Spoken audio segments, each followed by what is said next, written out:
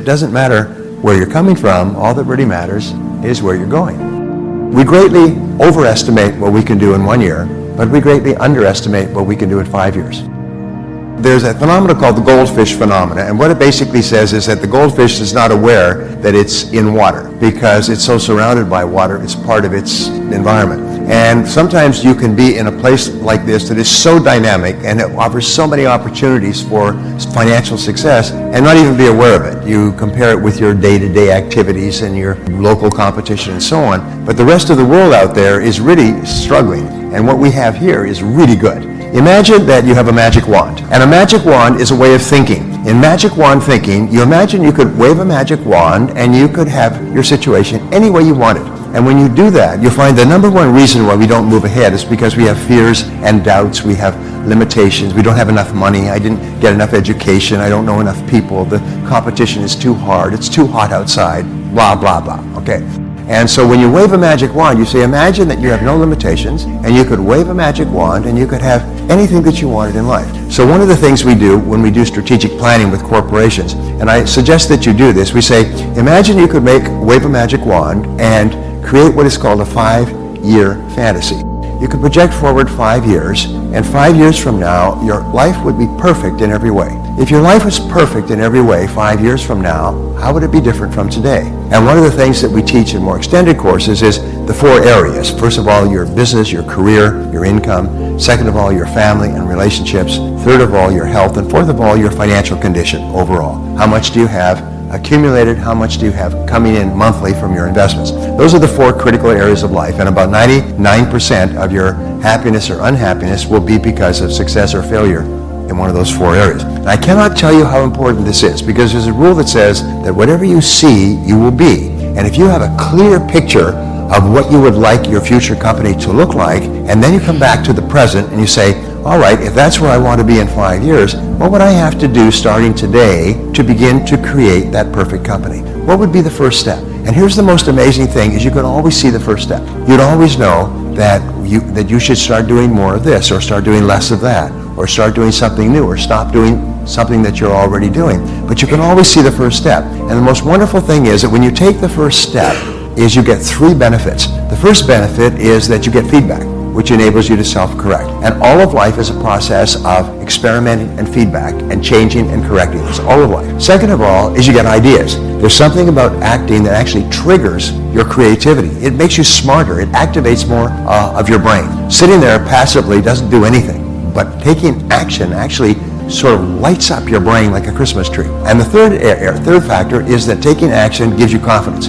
Your self-confidence goes up. Is the more actions you take in the direction of your goals, the more confidence you have, the more creative you are, the more energy you have, the happier you are. You feel like you're in control of your life. You feel powerful. The top 20% of people in every society and business are proactive. They're constantly taking action. The bottom 80% are passive. Is they're waiting for someone else to come and tell them what to do. And the people in the top 10% are the ones who enjoy all the rewards. They're the ones that make all the money. They're the ones that make all the progress. Maybe not in the short term, but in the long term. Some people take the first step, and then they take the second step, and they take the third step, and they keep getting feedback and ideas, and they fail, and they fall down, and they pick themselves up, but they're intensely action-oriented.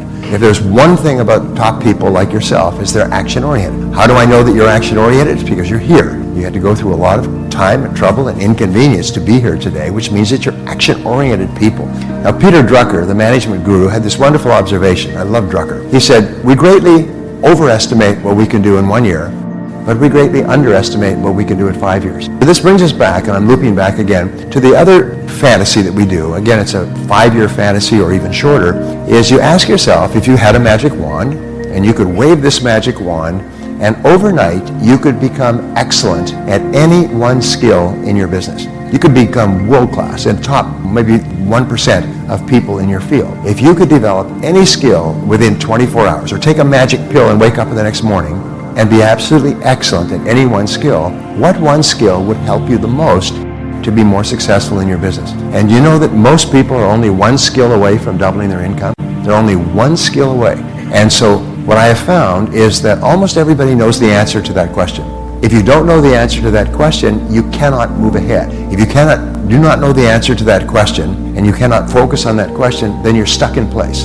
because the only way that we move ahead is by getting better at the most important things that we do. And so if we're not continually improving in the most important areas, and if you're going to improve in the area that's going to give you the biggest bang for your buck. It's going to give you the biggest impact on your financial life in business. There may be a different answer in health, there may be a different answer in sports, but in business, what would be the one skill that would help you the most? If you could be overnight absolutely excellent, or your company could be absolutely excellent in any one skill, what would it be? They've discovered in 25 years of research at the University of Florida, they've looked at people who started at the bottom and got to the top and became the heads of Fortune 500, heads of Fortune 1000 corporations. And they went all the way back to their early performance appraisals and comments by their supervisors, and they found that they had all settled on the same strategy. And the same strategy was to identify the one skill that would help them the most at this stage of their career, and then concentrate single-mindedly on learning that skill. And they were serious about this. They didn't just, read a book or an article. They made a plan, like a lesson plan, and they asked, what are the best books to read in this area?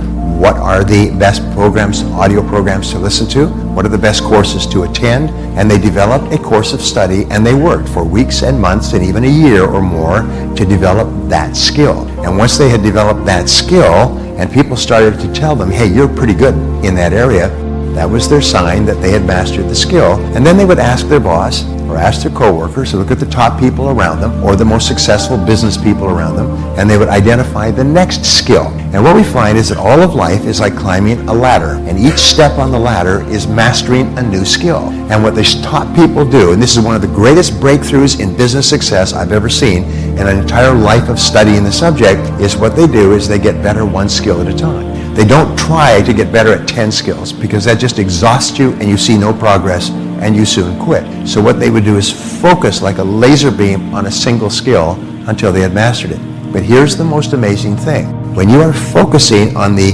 development or acquisition of a particular skill, your whole mind is in improvement mode. So what happens is you automatically start to get better at everything else without even thinking about it. You're just more conscious and aware of things that you can do to be better in other areas by focusing on a single skill. They call this, Piers Anderson, who did all this work, calls it deliberate practice. And it is the key to great success, deliberately practicing one skill at a time. Now, once you have learned this skill, which you will, only one person in the world that can stop you from mastering a skill. Who is that? It's always yourself. It's a lack of self-discipline, lack of personal management, lack of control, and so on. I don't have enough time. I'm so busy. I'm tired all the time. Wah, shut up. So what it takes, and they found that it takes about 2 hours a day, 5 days a week, of deliberate practice or focus on a new skill to master the skill. Once you have mastered the skill, then what do? Well, it's obvious. You ask the question again. Now, what one skill, if I was absolutely excellent at it, would help me the most to achieve my financial or business goals? What's the one skill? I was at a private meeting with the head of one of the biggest companies in the world, and that's terrible because the name escapes me for a second, but I had read a book that he had written 10 years before, and it was based on over 30 years of experience, and he had run 2 Fortune 500 companies. He said what they discovered was that your weakest important skill sets the height of your income. Your weakest important skill. In every field, there's 5 to 7 vital skills.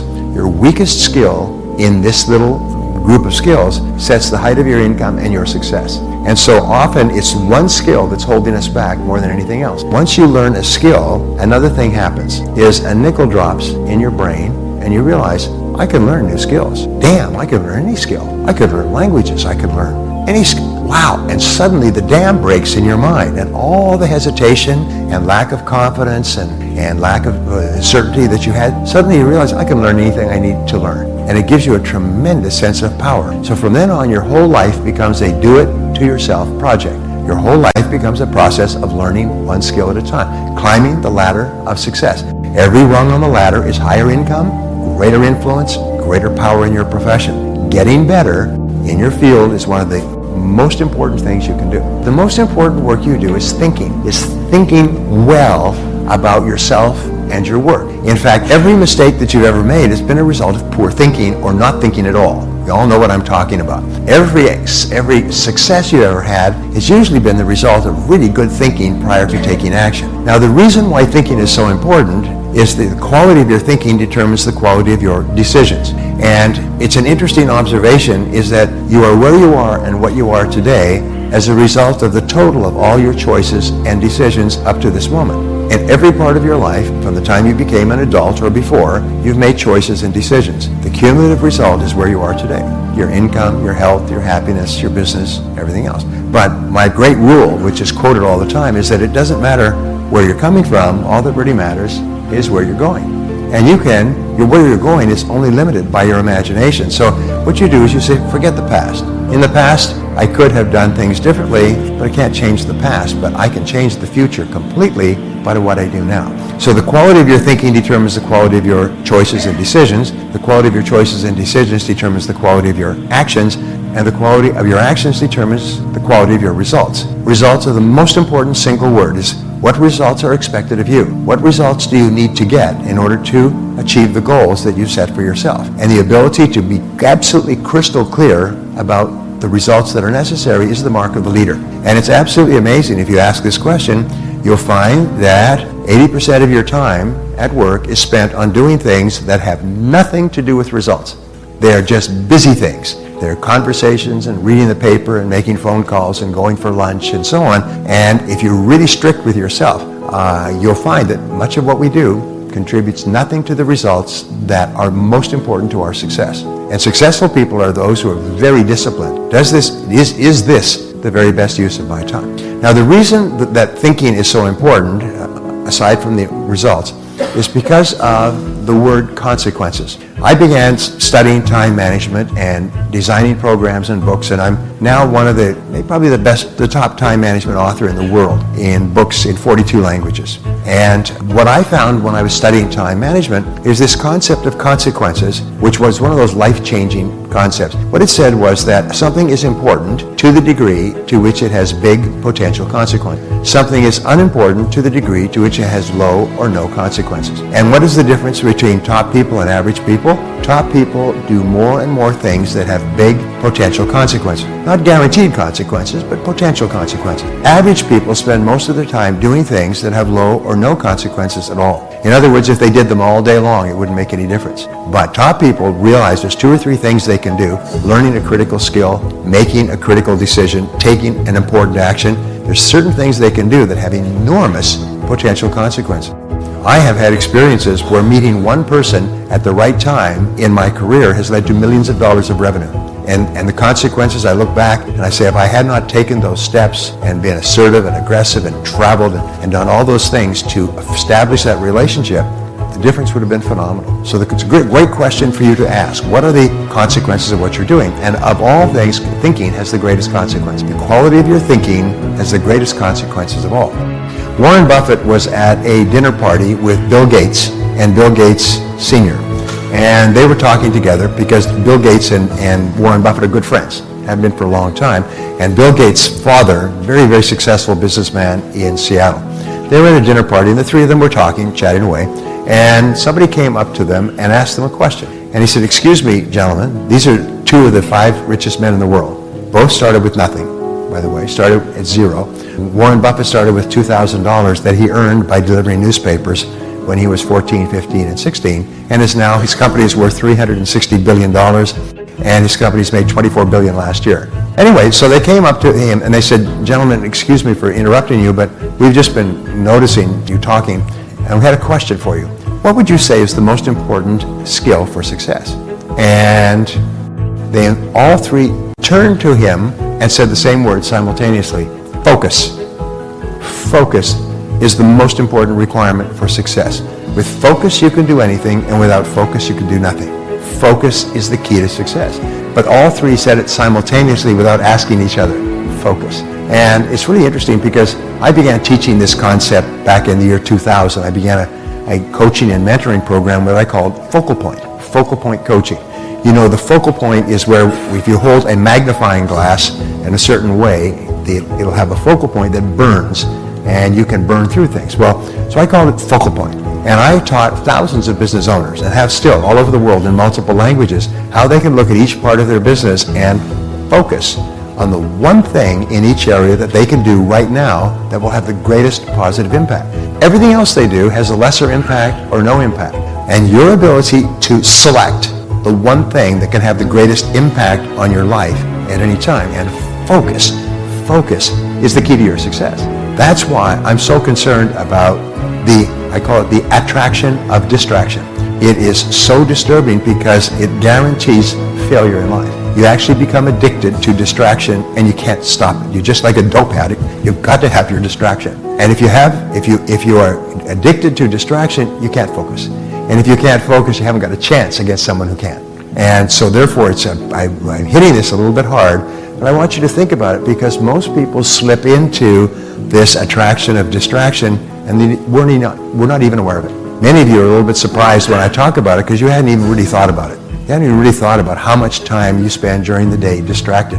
And the answer is about 80%. And the rest of the time, by the end of the day, you're too tired to do anything worthwhile, to do the really important things that have big potential consequences.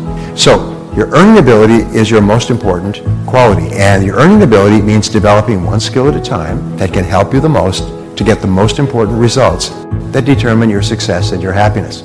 Now here's the great payoff, is they say that happiness is the progressive realization of a worthy goal or ideal. When you actually feel yourself moving progressively toward achieving something that's important to you, you feel happy. And your brain releases endorphins. Now endorphins are different from dopamines, but endorphins are nature's happy drug. They make you happy.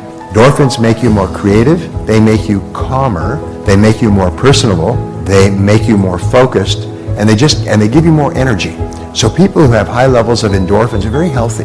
They sleep well. They're very personable. They're creative all the time. And you can actually develop a positive addiction to endorphins. And the way you do that is you work on things that are moving you toward your goals on a regular basis. And so every day you feel this forward progress, this forward momentum. Human beings are designed so that we're only happy when we feel effective, when we feel that we are accomplishing something, when we feel productive, when we feel valuable. There's one of the challenges we have with welfare in any country that has it, but especially in the U.S., is people can very quickly get addicted to welfare, but by becoming addicted to welfare and free money, they become angry, they develop feelings of inferiority, they become alcoholic, all the joy in life is gone when they're not doing something productive, when they're not contributing. The rule is that your self-esteem and self-confidence are largely determined by the degree to which you feel you are putting more in than you're getting back out. And it's a very simple concept, is you feel that you're actually contributing more than you're getting. If you're at a job and you feel that you're not contributing as much as they're paying you, you feel really angry. It seems to have a deep negative effect on your personality. But when you feel that you're doing a great job, that you're really making a difference or a contribution, you feel wonderful about yourself. And the only way that you can achieve that is by having clear goals and then focus.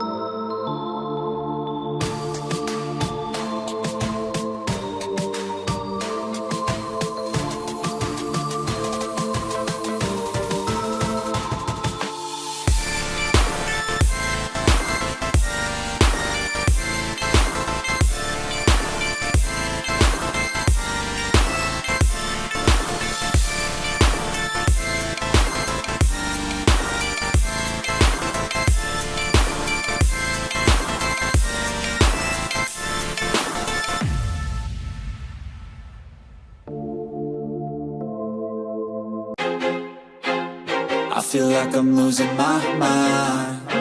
Is everybody in the world blind? Please, Lord, give me a sign, a sign. I feel like I'm losing my mind. Is everybody in the world blind? Please, Lord, give me a sign, a sign. I wanna be the greatest. Everybody on the fake shit. I look around and feel like everybody is the fakest. I make this every day and I'm impatient, hoping one day I blow up from the basement. Statement, the top is so vacant. I don't hear shit that I think is amazing. Waiting for my day when I'm playing sold out shows for 1,000 faces. Hey, give me that crown, get in my way and to be put down. It ain't your place, all this my town. If I want that shit, then I'll get it right now. I'm losing it, the noose it fits, I'm losing shit. A stupid myth, you choose to live or choose to dip. You choose to fight or lose your grip and lose a gift. I feel like I'm losing my mind. Is everybody in the world blind?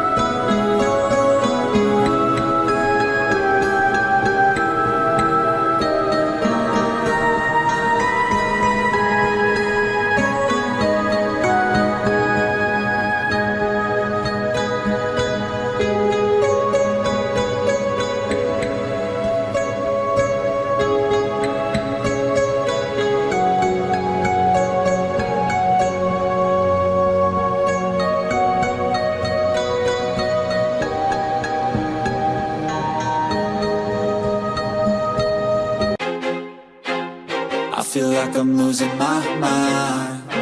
Is everybody in the world blind? Please, Lord, give me a sign, a sign.